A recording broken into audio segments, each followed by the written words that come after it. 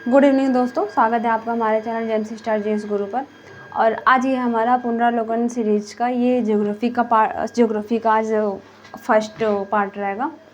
इतने दिनों से मैंने पुनरावलोकन बीपीएससी का बुक का मैंने यहाँ पे एनालिसिस नहीं करवाया, उसके लिए सॉरी। बट हाँ, अब जब मैं करवा रही हूँ तो अब ये पूरा कंटिन्यू ही चलेगा, तो आई होप आप लोगों को ये पसंद आएगा। चलिए स्टार्ट करते हैं फिर अपना। आज का हमारा टॉपिक रहेगा भारत का भूगोल। भारत का भूगोल में सबसे पहले हमारा टॉपिक कौन सा है? क्षेत्रफल है। तो क्षेत्रफल में हमारा क्या है कि भारत का क्षेत्रफल संसार के क्षेत्रफल का 2.4 है, परंतु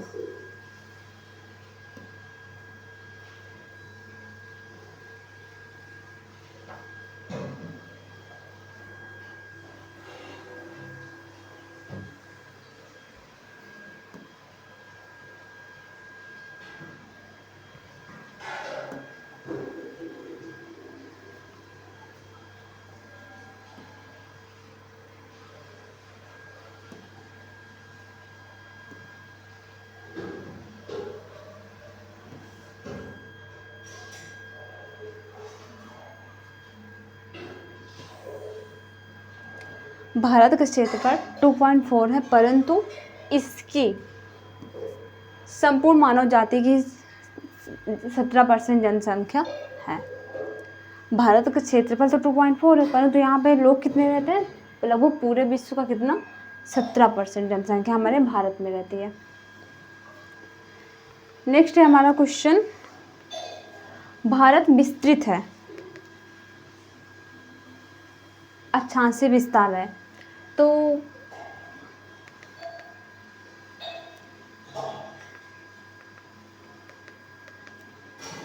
इसका फर्स्ट क्वेश्चन है कि निम्नलिखित में से किस राज्य से कर्क रेखा नहीं गुजरती? तो कर्क रेखा हमारे किन राज्यों से गुजरती है? गुजरात, इसका हम ले चलते हैं कि शॉर्टकट अच्छा right, MP, Chhattisgarh, Jharkhand, W और टी एम, 8 राज्य, GRM, CJ, WTM। तो इसमें से देखिए कौन सा आंसर है? गुजरात, राजस्थान, मध्य प्रदेश, छत्तीसगढ़, झारखंड और पश्चिम बंगाल, त्रिपुरा तथा मिजोरम से ये गुजरती है। इसमें दिया गया कि कर्क रेखा नहीं गुजरती है, तो इसमें कौन सा अलग हो जा रहा है? उड़ीसा। नेक्स्ट हमारा क्वेश्चन आता है, भारत विस्तृत है। भारत विस्तृत है, तो इसका आंसर हो जाएगा डी। उपयुक्त में से कोई नहीं। तो इसका क्या हो जाएगा? उत्तरी और पूर्वी गोलार्ध में 8 डिग्री 4 मिनट से, उत्तर से 37 डिग्री 6 मिनट उत्तरी अक्षांशों तथा 68 डिग्री 7 मिनट पूर्व से 97 डिग्री 25 मिनट हो गए ये पूर्वी देशांतरों के मध्य।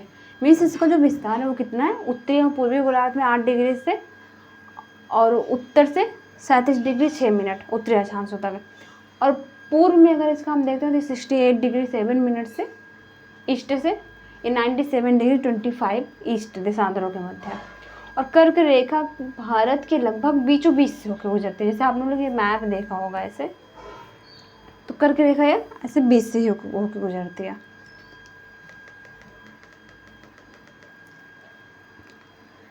नेक्स्ट क्वेश्चन है हमारा, निम्नलिखित नगरों में से कौन सा नगर कर्क रेखा के उत्तर में स्थित है?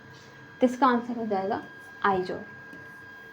आइजोल जो ये कर्क रेखा के उत्तर में स्थित है, जबकि भोपाल मध्य प्रदेश और रांची जो है झारखंड में, ये किसान दक्षिण दिशा में स्थित है।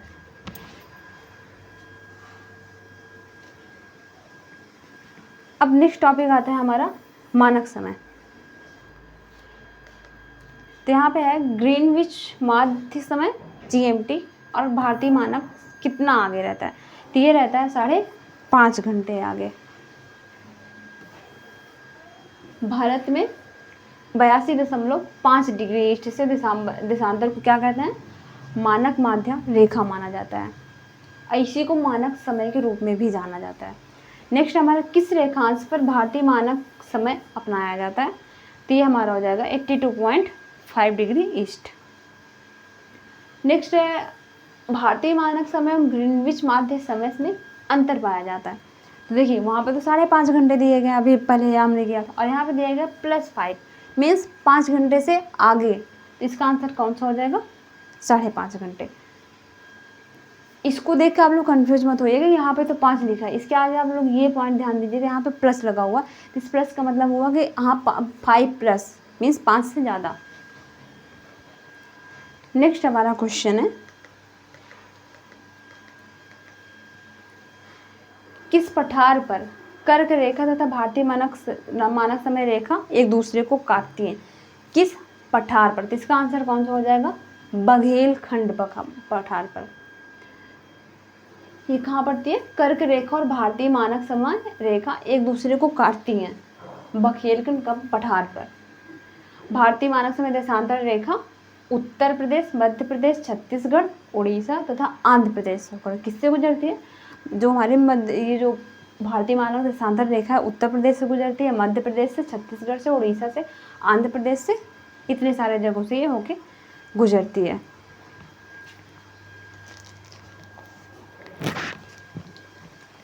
नेक्स्ट है हमारा सीमावर्ती देश।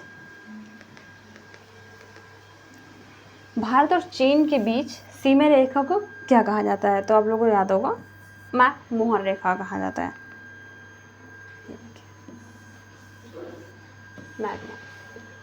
और इसका निर्धारण कब किया गया था? तो 1914 में किया गया था। किसके द्वारा किया है? सर हेनरी मैक-मोहन द्वारा किया गया था।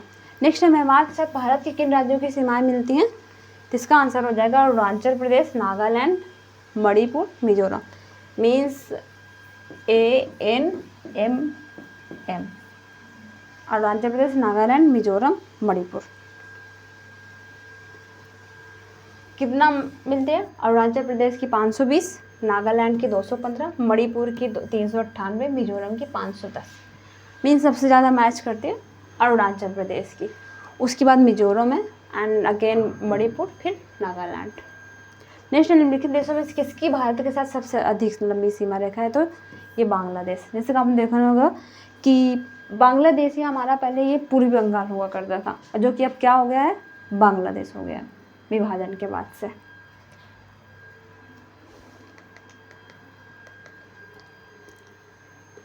इसकी कितनी लंबाई है? 4096.70 किलोमीटर। और ये किससे किससे टच करता है?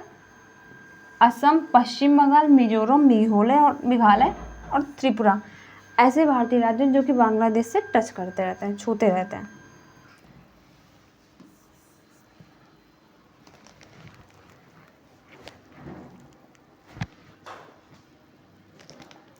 नेक्स्ट है, भारत के कितने राज्यों की सामान्य सीमा कॉमन बॉर्डर बांग्लादेश और पाकिस्तान के साथ है? तो इसका हो जाएगा ई। पाकिस्तान के साथ सीमा बनाने वाले भारतीय राज्य कौन कौन से हैं? तो जम्मू कश्मीर है, लद्दाख है, पंजाब है, राजस्थान है, गुजरात है। और बांग्लादेश के साथ अभी मैंने बताया था असम, पश्चिम बंगाल, मिजोरम, मेघालय, त्रिपुरा। AWMT। असम, पश्चिम बंगाल, मिजोरम, मेघालय और त्रिपुरा। MMT ये हो गया। नेक्स्ट आता है हमारा भौतिक विभाजन भारत के प्राकृतिक प्रदेश। उसमें बताया गया कि इसमें दिया गया ग्रेटर हिमालय अपनी निरंतरता के लिए जाना जाता है। तो ये तो सही है, नॉर्मल सी बात है, आप लोगों ने सुना होगा कि हाँ हिमालय की लंबाई अभी बढ़ रही है। तो वही चीज़ यहाँ पे दिया गया कि अपनी निरंतरता के लिए, मीन्स वो अपने बढ़ती हुई लंबाई के लिए जाना जाता है। नेक्स्ट है हमारा निम्न हिमालय अपनी व्यापकता और अनुप्रस्थ वादियों के लिए जाना जाता है। तो इसका आंसर क्या हो जाएगा? ये गलत है, व्यापकता और अनुप्रस्थ वादियों के लिए नहीं जाना है। तीसरा है शिवालिक बाह्य हिमालय है जो उत्पत्ति में सबसे नवीनतम है। तो ये हो जाएगा सही।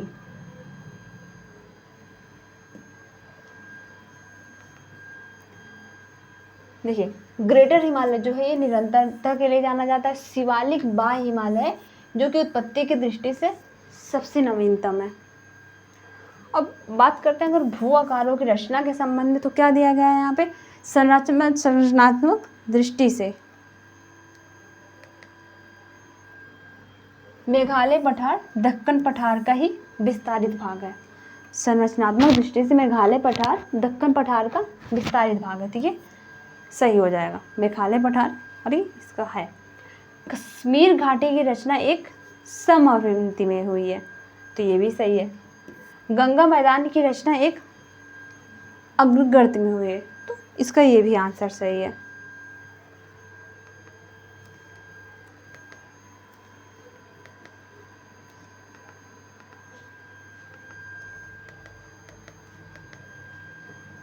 देखिए मेघालय पठार जो है ये प्रायद्वीप पठार का एक बहिर्शाही है, मतलब बाहर का भाग है, आउटलायर। ये लहरदार पठारी उच्च भूमि है और भ्रंशन के कारण भारतीय प्रायद्वीप से मालदा गैप द्वारा ये पृथक हो गया। किससे पृथक हो गया? मालदा गैप द्वारा। और संरचनात्मक दृष्टि से देखें तो दक्कन पठार का ये विस्तारित रूप होता है, तो उस वजह से ये कथन एक जो सही हो गया।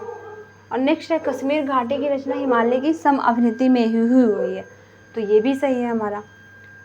और गंगा के विशाल मैदान की उत्पत्ति तब हुई जब प्रायद्वीप के दृढ़ भूखंड ने हिमालय के दक्षिण की ओर प्रसार को रोका, तो हिमालय के उच्च वलनों के समक्ष एक अग्रगर्त पैदा हो गया।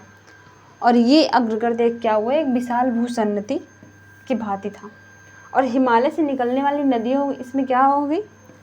हिमालय से निकलने वाली जो नदियाँ थी इसमें लगातार अवसाद लाती थी, कचरे लाती थी, अपने साथ वो कचरा मिट्टी सब कुछ लाती थी। तो उससे क्या हुआ कि ये धीरे धीरे बढ़ता गया और बाद में क्या हो गया? विशाल मैदानों का निर्माण हो गया और उसी से गंगा की उत्पत्ति हो गई थी, तो वही है, इसलिए क्या होगा? कथन भी सही हो गया। और हिमालय की उत्पत्ति का किससे हुई है? तो ये भारतीय प्लेट और यूरेशियन प्लेट की जब टक्कर हुई थी तो उससे क्या हुआ? हिमालय की उत्पत्ति हुई थी। नेक्स्ट हमारा भौगोलिक क्षेत्रफल के अनुसार भारत की निम्नलिखित भौतिक जियोग्राफी इकाइयों का आरोही क्रम में करना है। तो इसका आंसर हो जाएगा ए, पहले तटीय मैदान, 3, 1, 2, 4 मीन्स पहले तटीय मैदान, फिर उसके बाद केंद्रीय उच्च भूमि, फिर महान मैदान, फिर उत्तरी पर्वत। इसका यह आंसर हो जाएगा तटीय मैदान, केंद्रीय उच्च भूमि, महान मैदान और उत्तरी पर्वत, ये इसका आंसर हो जाएगा। नेक्स्ट है भारतीय उपमहाद्वीप पूर्व में मूलतः एक भाग था, तो किसका भाग था? गोंडवाना लैंड का। आप लोगों ने पहले सुना ही होगा कि ये पहले एक ही हिस्सा होता जिसे हम लोग क्या कहते थे? पैंथैलासा,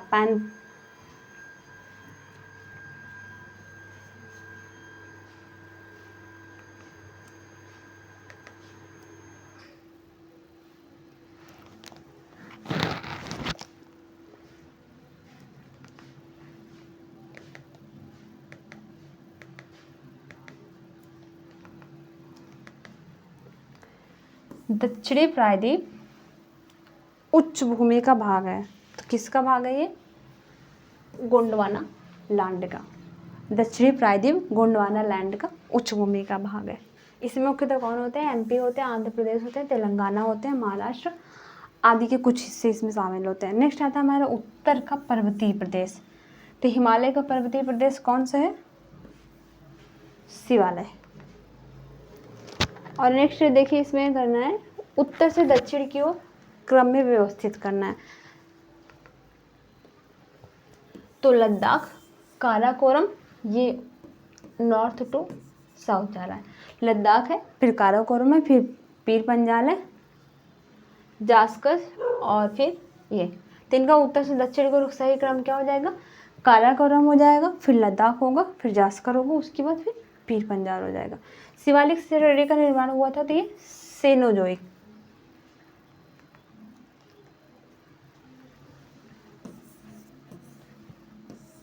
सेनोजोइक महाकल्प के नियोसीन कल्प के मुख्यतः प्लायोसीन युग में 5.33 से 2.58 मिलियन वर्ष पूर्व हुआ था।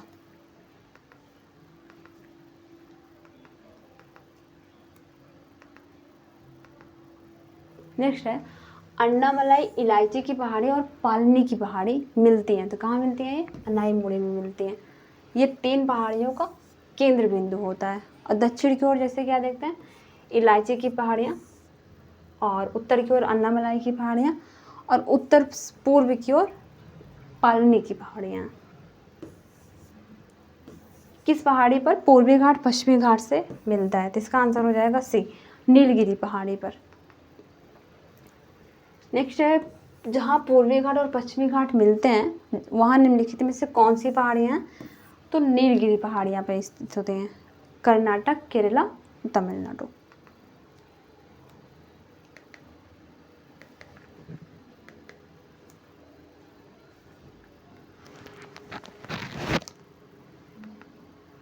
महाराष्ट्र एवं कर्नाटक में पश्चिमी घाट क्या कहलाते हैं? ये कहलाते हैं सह्याद्री।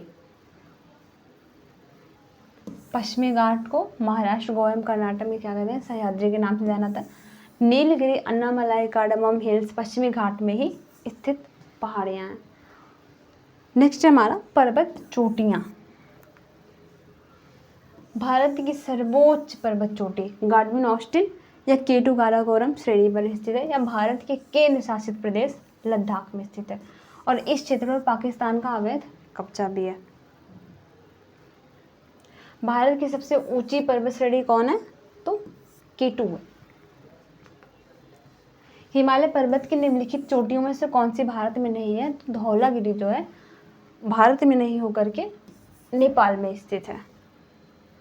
और जो ये नंगा पर्वत है ये जास्कर श्रेणी में भारत के पाकिस्तान अधिकृत क्षेत्र में, याद रखिएगा, नंगा पर्वत भी पाकिस्तान अधिकृत क्षेत्र में।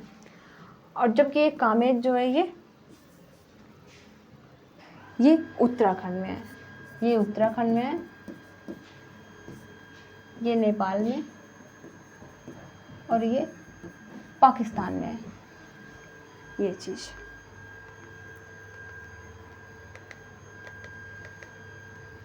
बछेंद्री पाल निम्न क्षेत्र में से एक सुपरिचित नाम है, तो किस में थी? पर्वतारोहण में, जो कि आपको पता होगा ये 2 बार पहाड़ियों पर चढ़ चुकी हैं।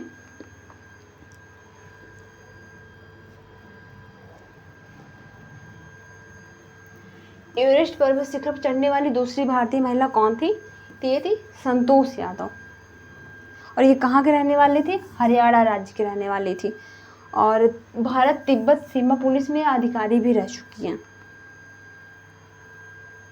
और भारत सरकार ने इनको 2000 के पद्म श्री सम्मान से सम्मानित भी किया है। नेक्स्ट हमारा टॉपिक होता है हिमरेखा एवं हिमनद। तो इसका फर्स्ट क्वेश्चन है, हिमालय में हिमरेखा निम्न के बीच होती है, तो किसके बीच में होती है? 4300 से 6000 मीटर पूर्व में होती है।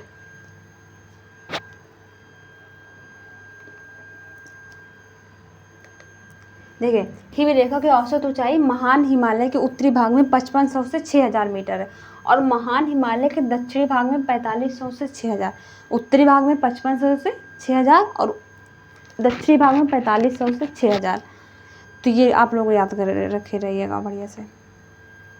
निम्नलिखित में से कौन सा हिमालय पर्वत का सबसे लंबा हिमनद है? तो इसका कौन सा हो जाएगा? बतूरा। ये क्या है कि हिमालय पर्वत का सबसे लंबा हिमनद है। लंबाई कितनी है इसकी? 57 किलोमीटर। और काराकोरम रेंज में ये कहाँ है? पाकिस्तान अधिकृत क्षेत्र में है, गिलगित बाल्टिस्तान में। नेक्स्ट है, किसकी न्यून हिमरेखा है? तो आल्प्स क्षेत्र की क्या है? इसकी न्यून हिमरेखा है। हिमरेखा से जो हिमरेखा है उससे तात्पर्य क्या होता है कि जिसके ऊपर स्थायी बर्फ अवश्य होती है, मतलब कि जितना हम ऊपर से जाएंगे उतना ऊपर अगर हम पहुंच जाएंगे तो वहाँ पे बर्फ मिलनी ही मिलनी रहती है, तो वो क्या हो जाती है? उसकी हिमरेखा हो जाती है। और वहाँ पे क्या रहता है? जो हिमरेखा रहती है वहाँ पे वनस्पतियाँ नहीं उग पाती। नॉर्मल सी बात है, टेम्परेचर बहुत कम रहता है तो वनस्पतियाँ तो उगने की कोई वही नहीं है। उत्तर प्रदेश में हिमरेखा की औसत ऊंचाई कितनी है? तो इसकी हो जाएगी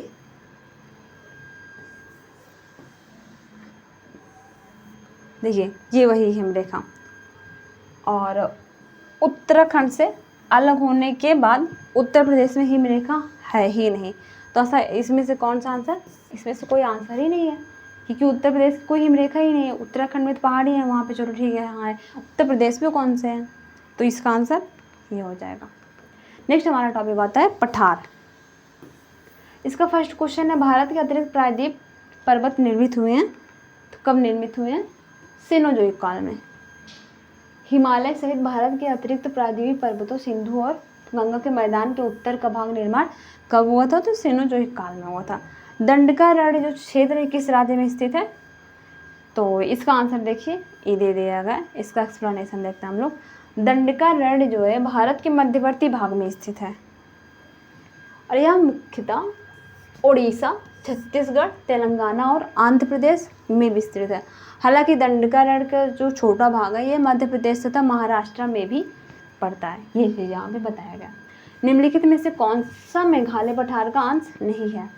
तो जो ये भुवन पहाड़ियाँ हैं ये मेघालय पठार का अंश नहीं है। भुवन पहाड़ियाँ जो हैं किसका है? ये मिजो हिल्स का भाग होती हैं। और जो गारो खासी जयंतियाँ जो हैं ये मेघालय पठार का भाग है। मालनाड क्षेत्र का संबंध भारत के किस पठार से है? तो इसका संबंध किससे? दक्षिण भारत में कर्नाटक के पठार से है। मलनाड क्षेत्र का संबंध दक्षिण भारत में कर्नाटक के पठार से है और ये पश्चिमी घाट के पश्चिमी और पूर्वी ढलानों को कवर करता है।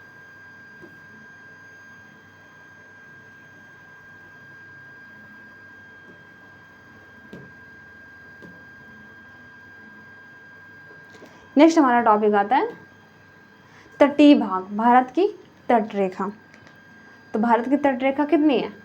इसमें देखिए, इसमें उसका आंसर ही नहीं देगा। इसकी तटरेखा कितनी होती है? 7,516 किलोमीटर। ये देखिए इसकी तटरेखा 7,516, जबकि जो नवीनतम जो आंकड़े आए उनके अकॉर्डिंग कितनी हो गई है? 11,098.81 किलोमीटर। और भारत की क्षेत्रीय सीमा तट से कितने समुद्री मील तक समुद्र की ओर फैली हुई है? तो 12 समुद्री मील, 21.9 किलोमीटर जिसको हम कहते हैं। और इसका निर्धारण कौन करके किया? ये अनक्लॉस संयुक्त राष्ट्र समुद्र कानून संधि UNCLOS। कब इसकी स्थापना हुई थी? 1982 में हुई थी। ये एक अंतर्राष्ट्रीय संधि है जिसके अनुसार प्रत्येक तटीय देश प्रादेशिक समुद्री क्षेत्र का दावा कर सकता है।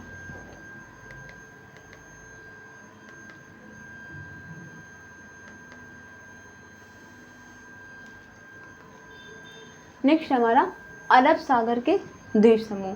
तो लक्षद्वीप टापू अवस्थित है, कहाँ स्थित है? दक्षिण पश्चिम भारत में। निम्नलिखित में से किस क्षेत्र में प्रवाल भित्ति नहीं पाई जाती है? तो कहाँ नहीं पाई जाती है? कानवे की खाड़ी में प्रवाल भित्ति नहीं पाई जाती है। नेक्स्ट हमारा टॉपिक आता है भारत के राज्य केंद्र शासित प्रदेश।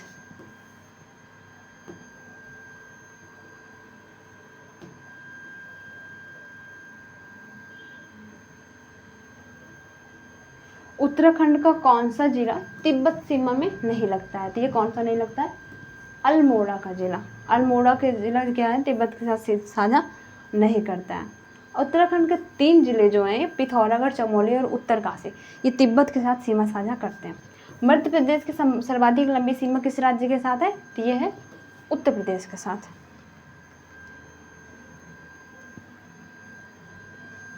विदर्भ एक प्रादेशिक नाम है और भारत में और यह किसका भाग है? ये महाराष्ट्र का। याद रखिएगा विदर्भ कहाँ पे जाना जाता है? ये महाराष्ट्र का भाग है।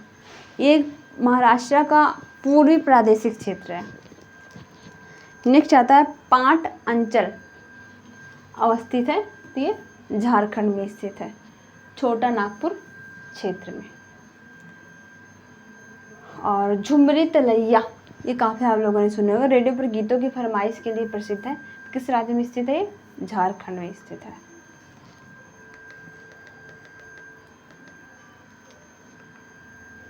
नेक्स्ट है मद्रास का नया नाम है तो चेन्नई। और मद्रास का नाम 1996 में बदलकर चेन्नई कर दिया गया। मद्रास का नया नाम क्या है? चेन्नई है। कब बदला गया था? 1996 में बदला गया। रामेश्वरम किस राज्य का हिस्सा है? तो ये हो जाएगा तमिलनाडु का हिस्सा है। क्षेत्रफल के अनुसार इनका अगर हम क्रम देखते हैं तो इनका आरोही क्रम कौन सा है? मध्य प्रदेश आरोही क्रम। तो MP का होता है 3082 और उत्तर प्रदेश का है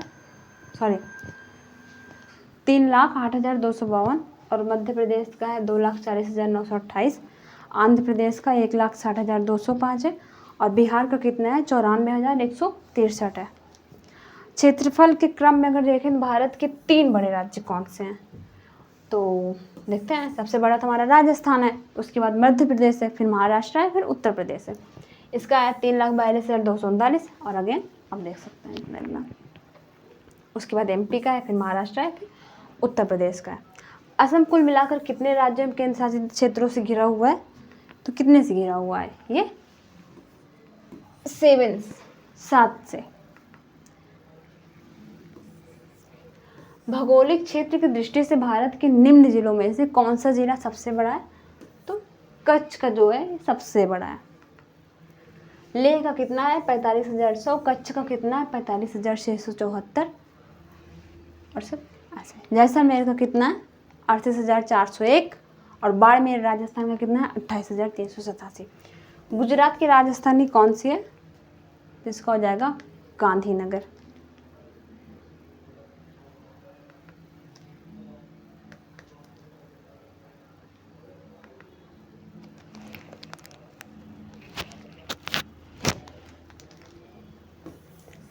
राजस्थान की राजधानी कौन सी है, तो इसकी राजधानी है जयपुर। उत्तरी पूर्वी भाग का स्कॉटलैंड कौन सा है, तो ये हो जाएगा डी मेघालय। ये भारत के मेघालय में स्थित शिलोंग शहर को क्या कहा जाता है, इसको पूर्व स्कॉटलैंड भी कहा जाता है। किसको कहा जाता है, शिलोंग शहर को। ये पूर्वोत्तर भारत के लोकप्रिय पर्यटन स्थलों में से एक है। चेरापूंजी अवस्थित है, तो ये कहाँ अवस्थित है, मेघालय राज्य में। नेक्स्ट है हमारा प्रजाति एवं जनजातियाँ। तो द्रविड़ियन प्रजाति मुख्यतः कहाँ संकेंद्रित है, तो ये दक्षिण भारत में है। द्रविड़ियन नॉर्मल सी बात है, वहाँ द्रविड़ भाषा द्रविड़ कल्चर आप लोगों ने नाम सुना होगा, तो सबका माइंड वही जाएगा कि हाँ दक्षिण भारत में ही रहता। और इसमें कौन कौन सी भाषाएं आती हैं, तमिल आती हैं, कन्नड़ आता है, मलयालम, तेलुगु और तुलु।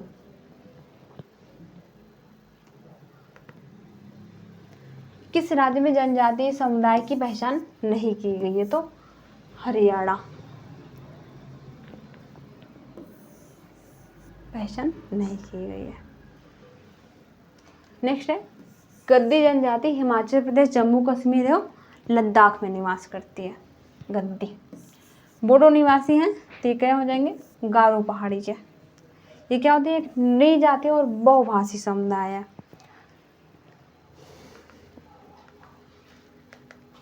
नेक्स्ट है गारो जनजाति है, तो कहाँ की है ये, मेघालय की है। भील जनजाति कहाँ पाई जाती है, तो भील जनजाति भारत के गुजरात, मध्य प्रदेश, छत्तीसगढ़, महाराष्ट्र और आंध्र प्रदेश, तेलंगाना सहित कर्नाटक, त्रिपुरा और राजस्थान राज्यों में पाई जाती है। जनजाति और राज्य की कौन सी जोड़ी सही नहीं है, तो इसका हो जाएगा टोडा, केरल। देखिए भील तो जो है गुजरात, कर्नाटक, मध्य प्रदेश, राजस्थान और आंध्र प्रदेश, तेलंगाना, छत्तीसगढ़, महाराष्ट्र और त्रिपुरा इत्यादि में पाए जाते हैं। और गद्दी जो है हिमाचल प्रदेश, जम्मू कश्मीर, लद्दाख में पाई जाती है। जबकि कोटा जनजाति जो है वो कहाँ पाई जाती है, तमिलनाडु, कर्नाटक और टोडा कहाँ पाई जाती है, तमिलनाडु में, कर्नाटक में। तो केरल की जनजाति टोडा नहीं है। भारतीय जनजाति क्षेत्र किस प्रांत में स्थित है, तो ये भरमौर जनजाति, तो ये कहाँ पे है, हिमाचल प्रदेश में।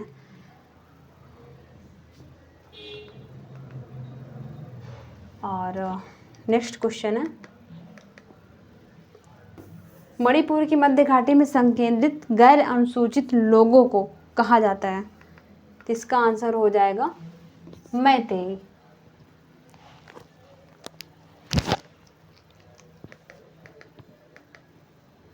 अब बात आती है चैप्टर हमारा अपवाह तंत्र। फर्स्ट आता है हमारा गंगा नदी तंत्र। तो गंगा के मैदान को एक किसके रूप में जाना जाता है, तो ये जियोसिंक्लाइन के रूप में जाना जाता है। ये क्या होता है, जियोसिंक्लाइन क्या होता है, ये भूसन्नति गर्त के रूप में जाना जाता है। इसको मतलब जियोसिंक्लाइन मतलब भूसन्नति गर्त, और इसका निर्माण मुख्यतः हिमालय पर्वतमाला निर्माण प्रक्रिया से। नॉर्मल सी बात है, जब उत्पत्ति हुई तो एक तरफ का हिस्सा नीचे गया, तो वही सारी चीजें हैं। गंगा की जलोढ़ मृदा की गहराई भूमि सतह के नीचे लगभग है, तो कितनी है? 6000 मीटर तक होती है। और निम्नलिखित नगरों में से अलकनंदा एवं भागीरथी कहाँ नदी बनाती हैं? तो ये बनाती है देवप्रयाग में, अलकनंदा और भागीरथी।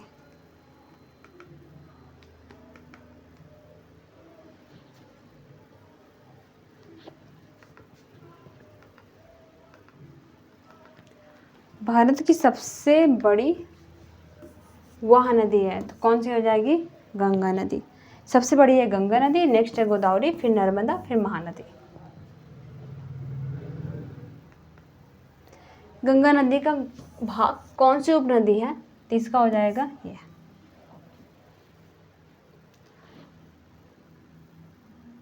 देखिए, जो यहाँ पे जो ये उत्तरी कोयला दिया गया, ये झारखंड से बहने वाली नदी है, जो सोन नदी की एक सहायक नदी है। ये सोन नदी के दाहिने तट पर मिलती है, और सोन नदी दक्षिणी भाग से गंगा नदी में मिलने वाली दूसरी सबसे बड़ी सहायक नदी भी है, जो कि क्या है? जो पटना के पास गंगा से मिलती है। और दक्षिणी कोयल नदी जो है ये हमारी, ये क्या है? ये झारखंड व उड़ीसा में प्रवाहित होती है। और दक्षिणी कोयल नदी जो है ये उड़ीसा के राउरकेला के पास शंख नदी से मिलकर ब्राह्मणी नदी में नाम से प्रवाहित होती है।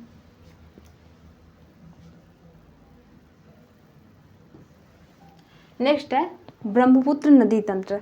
निम्नलिखित में से कौन सी नदी ब्रह्मपुत्र से उत्तर दिशा से नहीं मिलती है? इसका आंसर हो जाएगा ए। ब्रह्मपुत्र नदी हिमालय के उत्तर में तिब्बत के पठार पर स्थित मानसरोवर झील के पास से निकलती है और हिमालय के साथ साथ पूर्व की ओर बहती है।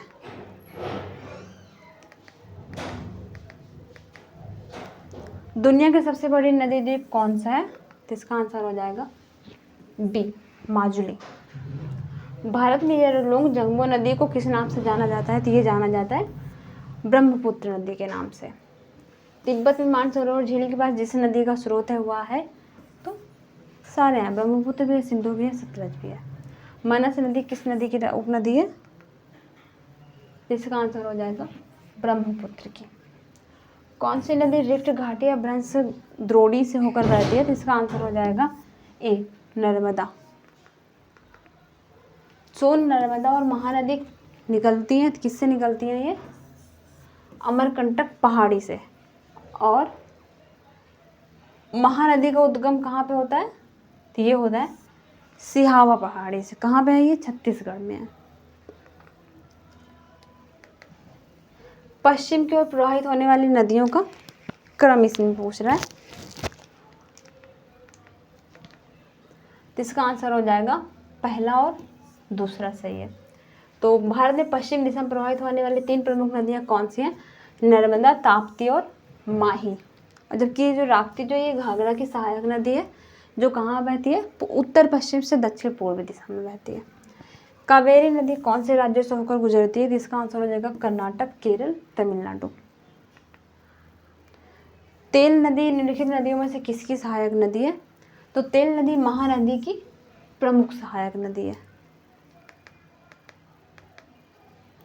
निम्नलिखित नदियों में से कौन पूर्व की ओर प्रवाहित नहीं होती है? तो इसका आंसर हो जाएगा ए, गोदावरी और कृष्णा दोनों नदियां दक्षिण भारत की नदियां जो पश्चिम से पूर्व की ओर प्रवाहित होती हैं। जबकि नर्मदा और जो गंगवल्ली जिसको कहते हैं, ये पूर्व से पश्चिम की ओर प्रवाहित होते हैं। गंगावली और नर्मदा।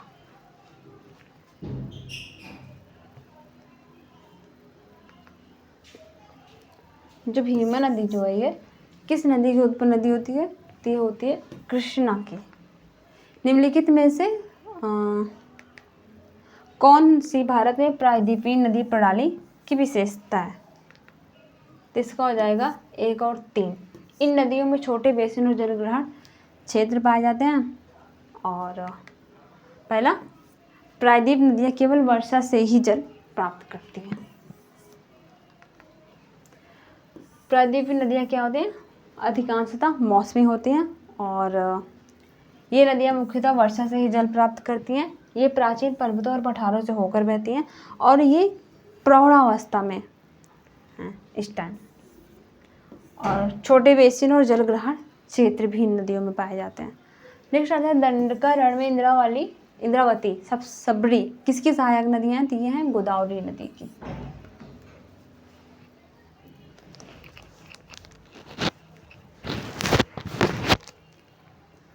सोन नदी की उत्पत्ति स्थल अमरकंटक कहाँ स्थित है? तो ये है मैकाल श्रेणी में। और अन्य नदियों को अगर देखें तो सिंधु जल संधि के अनुमान अनुसार 3 पूर्व नदियां भारत को आवंटित की गई हैं। तो निम्नलिखित में से कौन सी उसमें शामिल नहीं है? तो इसका आंसर हो जाएगा झेलम। सिंधु नदी तंत्र की 6 प्रमुख नदियां हैं जो 2 भागों में बढ़ती है, पूर्वी और पश्चिमी। पूर्वी नदियां कौन सी? रावी, ब्यास और सतलज। और पश्चिमी कौन सी है? सिंधु, झेलम और चिनाब। नेक्स्ट है हमारा अधिकांश हिमालयी नदियां बारहमासी हैं जबकि अधिकांश प्रायद्वीपीय नदियां वर्षा पर। ये तो सही है।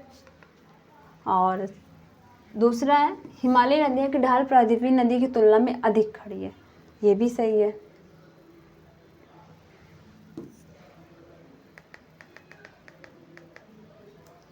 दुनिया का सबसे बड़ा नदी द्वीप कौन सा है? तो इसका आंसर हो जाएगा माजुली द्वीप। ये विश्व का सबसे बड़ा नदी द्वीप कहाँ पाया जाता है? तो ब्रह्मपुत्र नदी में पाया जाता है। भारत में और चंद्रभागा नदियाँ जो किस क्षेत्र में बहती हैं? तो ये बहती हैं लाहौल में। दामोदर, कोयल और सुवर्ण रेखा नदियाँ जो है निम्नलिखित में से किससे निकलती हैं? तो ये निकलती हैं छोटा नागपुर पठार से।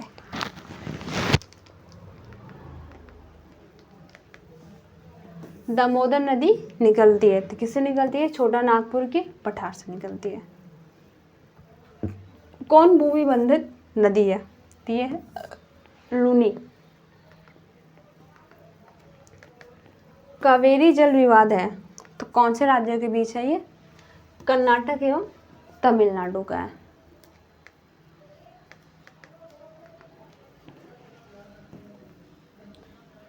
राजस्थान और गुजरात में बहने वाली लूनी नदी का उद्गम स्थल कौन सा है? तो पुष्कर घाटी है। और निम्नलिखित नदी में से कौन सा सबसे बड़ा जलग्रहण क्षेत्र किसका है? तो पुनानी नदियों का है। काली नदी, पुनानी एवं पेरियार नदियों में सबसे बड़ा जलग्रहण क्षेत्र पुनानी नदी का है। इसमें देखिए मैच करना है तो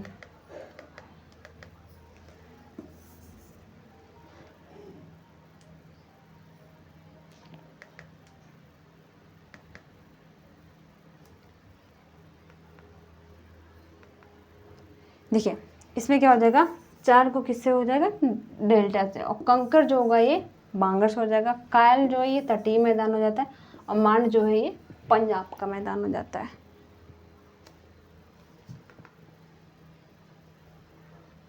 सुवर्ण रेखा नदी निम्नलिखित में से किस गांव के पास निकलती है? तो ये निकलती है नगरी। कौन सी नदी भारत और नेपाल के बीच सीमा बनाती है? तो इसका हो जाएगा काली नदी। डिब्बा द्वीप किसकी सरिताओं के मध्य? जिसका आंसर हो जाएगा कृष्णा। निम्नलिखित नदियों से कौन एक अन्य से अलग है? इसका हो जाएगा बी, नर्मदा।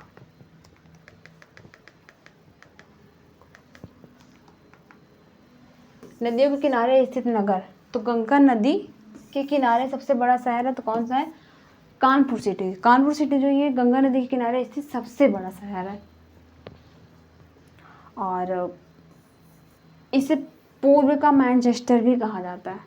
यहाँ चमड़ा उद्योग भारत में सबसे प्रसिद्ध है। निम्नलिखित में से कौन सा शहर गंगा नदी के किनारे स्थित नहीं है? तो उत्तरकाशी जो ये गंगा नदी के किनारे नहीं है। ये गोमुख नामक स्थान से यहाँ पे गंगा नदी जो है भागीरथी नदी के रूप में उत्तराखंड के उत्तरकाशी जिले के गोमुख नामक स्थान से निकलती है। अतः उत्तरकाशी का संबंध भागीरथी से न कि गंगा नदी से। कश्मीर में पहलगाम किस नदी के किनारे है? इसका हो जाएगा सी, लिद्दर। ये लिद्दर नदी के किनारे बसा है। जमशेदपुर किस नदी के किनारे है? तो इसका आंसर हो जाएगा सी, स्वर्ण रेखा। प्रपात और झीलें, तो लोकतक क्या है? लोकतक है एक झील। एशिया का सबसे बड़ा जलप्रपात हुंड्रू किस जगह है? तो ये रांची में स्थित है।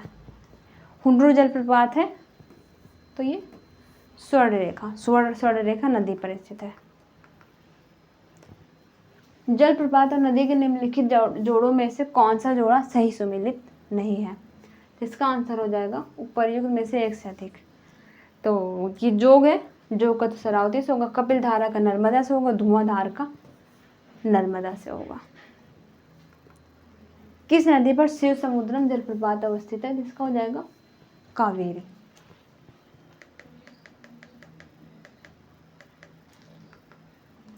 कौन सी एक मीठे पानी की झील है? तो इसका आंसर हो जाएगा वुलर। मीठे पानी की झील है, जबकि चिल्का और खारे पानी की एक लैगून और सांभर जो है ये भी खारे पानी की झील है। नेक्स्ट आता है हमारा मानसून। भारत में मानसून सीजन में अधिकांश चक्रवातों की उत्पत्ति होती है। ये कहाँ होती है? 10 डिग्री से 15 डिग्री अक्षांश के मध्य होती है। और चक्रवात एक कम दबाव वाला क्षेत्र होता है जिसमें हवाएं अंदर की ओर घूमती हैं। नेक्स्ट है हमारा क्वेश्चन, कौन सी वायुमंडलीय विशेषता भारतीय ग्रीष्म मानसून के प्रदर्शन से संबंधित है? तो इसका आंसर हो जाएगा कि ये उष्णकटिबंधीय पूर्वी जेट स्ट्रीम की उत्पत्ति होती है। और इनसे क्या होता है? अंत उष्णकटिबंधीय अभिसरण क्षेत्र का खिसकना इनकी विशेषता है, इनका मानसून प्रदर्शन से। और तीसरा है तिब्बती उच्च, और चौथा है ला नीना। ये क्या है? ये ग्रीष्म मानसून, ये विशेषताएं वायुमंडलीय जो विशेषताएं हैं ये किससे संबंधित है? ये ग्रीष्म मानसून से संबंधित है। उष्णकटिबंधीय पूर्वी जेट स्ट्रीम का बनना, अभिसरण क्षेत्र का खिसकना, तिब्बती उच्च भूमि का और ला नीना का, ये मानसून इससे वायुमंडलीय विशेषताएं ये ग्रीष्म मानसून के प्रदर्शन से संबंध है। नेक्स्ट भारतीय मानसून विस्थापन से इंगित है जिसका कारण है, तो इसका आंसर हो जाएगा स्थल तथा समुद्र का विभेदी तापन।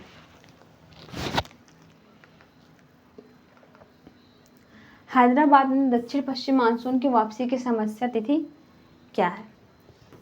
तो मानसून पूर्वानुमान आने व लौटने की तिथियों में कुछ बदलाव किया गया है। और हैदराबाद में दक्षिण मानसून वापसी की सामान्य तिथि पहले 15 अक्टूबर थी, जबकि अब क्या हो गई? 14 अक्टूबर। अमृतसर एवं शिमला लगभग एक ही अक्षांश पर स्थित है, परंतु उनकी जलवायु में भिन्नता का कारण है, तो क्या है? उनकी ऊंचाई में भिन्नता। मानसून का निवर्तन इंगित करता है, तो ये इंगित क्या करता है?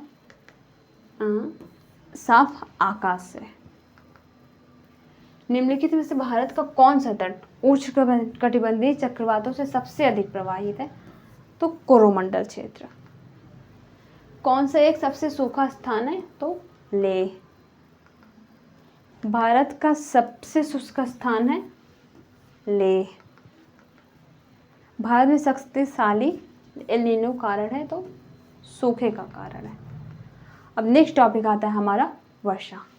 अब इस टॉपिक को हम लोग करेंगे नेक्स्ट पार्ट में।